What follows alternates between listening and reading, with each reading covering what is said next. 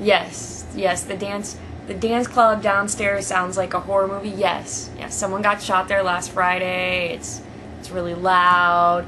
Sometimes the DJ's like insightful, and here like all the ghettos are wards, right? And so he'll be like, "Who's from the 7th ward? Who's from the 9th ward?" And I'm like, no, they're gonna pull out their guns and start shooting each other. Let's not point out the differences. Let's point out the similarities. Like, hey, we're all from New Orleans. We all are surviving together. Yay. No, he's like, throw your hood up if you're a real gangster.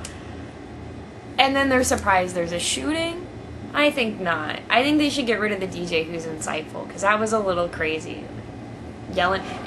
I heard him do that after the shooting, by the way.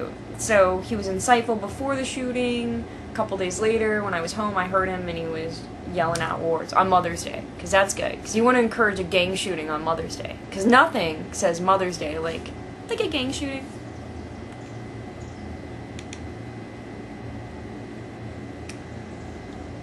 Which is worse for a stripper, a broken leg or a bruise? Well, it would be a broken leg, because I almost always have some sort of bruise going on just from work.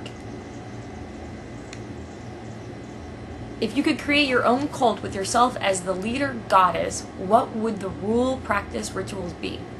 So, funny enough, Guido and I have talked about this, and we've decided that our religion will be based upon the worship of my vagina. Now, initially he said that people could come up and lick my vagina, but I said I personally didn't really feel comfortable with that, so we could take a mold and people could come up and like lick a bronze version of my vagina. Because that's a little better. It's kind of like rubbing a lucky pig, but it's licking the lucky vagina. And the whole thing's based on sex. It's all on getting laid and using birth control.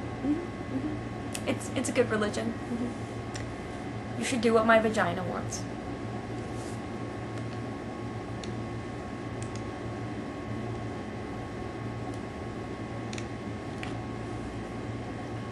How far do I let guys go during the lap dance? Okay, so I let people touch like my boobs and like the roundness of my ass. They're not allowed in the crack, no cave digging, and they're not allowed to touch the magic triangle, which would be the area where my vagina thong situation is. I don't like people touching really on the upper inside of my thighs either. That's kind of like a sensitive warning zone, and I'll rip their hands out of there and be like,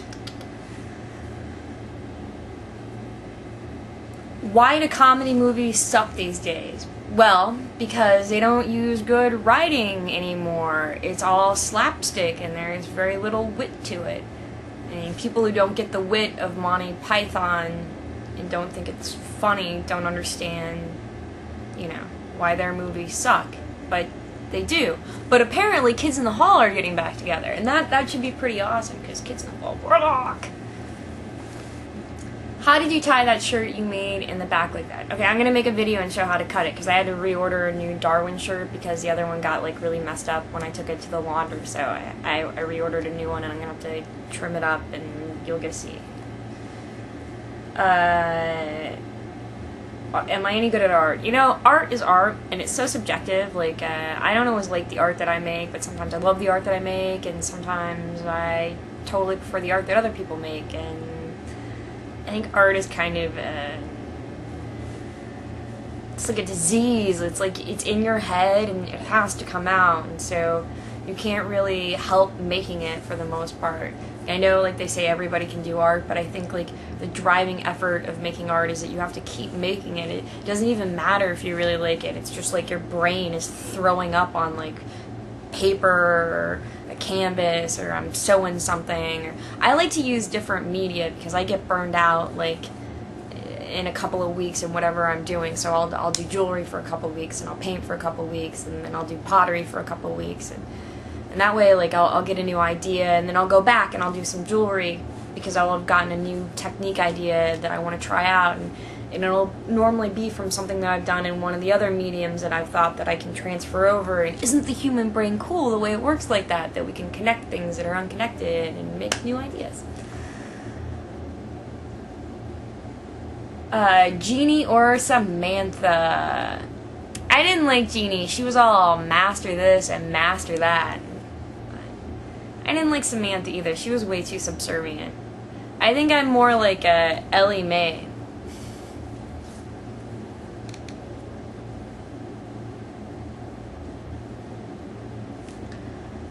How much would you charge for a lap dance, and does the club you work at get part of the money?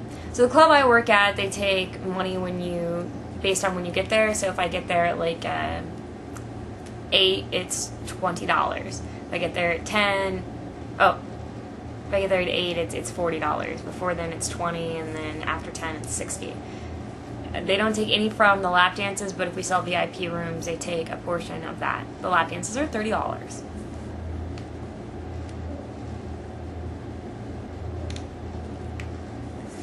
Do you think the massive sexism and aversion to sexuality in general in U.S. culture when compared to Europe can be explained by the country's relatively high religiosity, or are there any deeper underlying causes?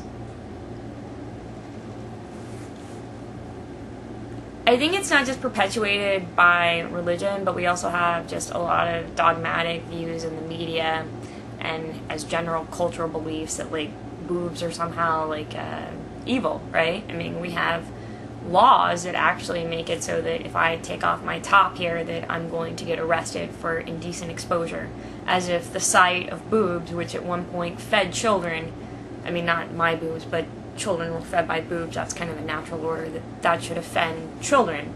The only reason it would offend a child is that we've told a child it should offend them. I do think the religious part really plays heavily into that, because religion teaches you to be afraid of your own body. But I think we allow it to perpetuate, because there are plenty of people who aren't religious who still have fairly dogmatic views about sex and sexuality. And if they just analyze their opinions, they might find that they're just based on ideas that they were told when they were growing up. No good ideas. Dogmatic, crazy ideas. Do I paint? Yes, I do. I like to paint. Painting's fun.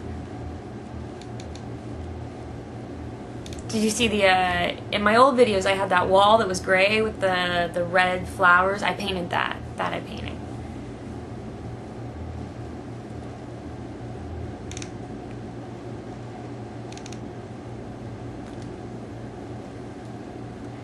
Have you ever been discriminated against for being either an atheist or so sexually comfortable with yourself since you live in the South? Well, up until recently, I really lived in the Midwest, and I would say absolutely.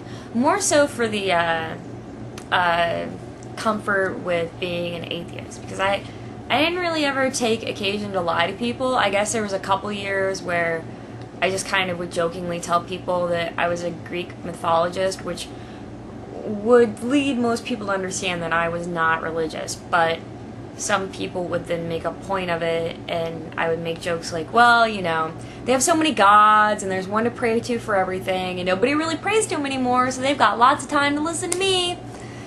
And they didn't really find comfort in that, but it was the best way I could deal with it worked. It was a work reflex to not actually have to deal with being an atheist there, because sometimes I can kill the deal, and I'm there to make money, not talk to people about my religious views, even though I end up doing that a lot of nights. I am comfortable with my sexuality, but I don't really, I don't know, I don't walk around naked out in public.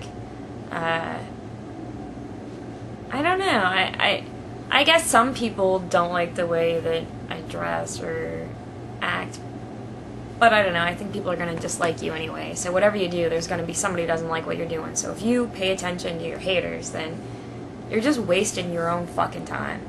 You should live your life without regret, and that's what I do, is I do things that I don't feel bad about.